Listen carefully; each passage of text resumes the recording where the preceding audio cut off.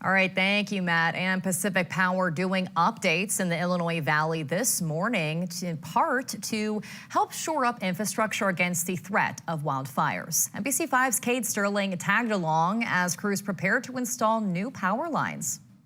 Bit of a wet morning here in Selma, just outside of Cave Junction, where contractors with Pacific Power are hard at work replacing power lines. With the help of multiple trucks, pulleys, and spools of rope, contractors are replacing previously installed bare conductor with a covered power line called tree wire.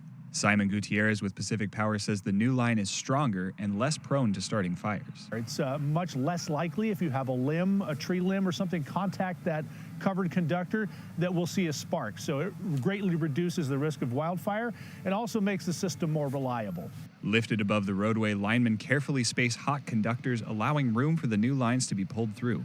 This work is part of a larger project set to wrap up in 2026, replacing about 400 miles of bare conductor across the state of Oregon, 200 of that in the Illinois Valley alone. We look at the system holistically and we pick spots where we think that there's potential upgrades. And when we're doing those upgrades, we add new equipment that is more robust. For instance, things like new steel or fiberglass poles, making it much less likely for lines to be damaged or otherwise involved in a wildfire. We're looking to do everything that we can to make our system more robust and to guard against the risk of wildfire. While crews are working to keep everyone safe, you can do your part as well. The safety of our customers and communities is our #1 priority. Obviously, the safety of our employees and contractors is really high on the list as well. We will have some lane closures periodically to accommodate some of this work. We just ask folks that are driving by to watch their speed, be courteous of the crews that are working out here. Large infrastructure projects like this one are paid for in part by customers through rate adjustments set by the Public Utilities Commission. That shows up a couple years down the road, so we make a request with the Utility Commission.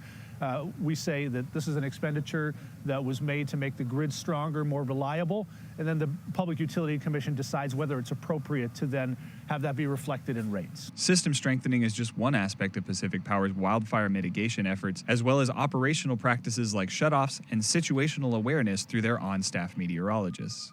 We're always days ahead of impending weather and also knowing what the conditions are on the ground. As work continues, customers will be notified of any planned outages associated with the work. In the Illinois Valley, Kate Sterling, NBC5 News.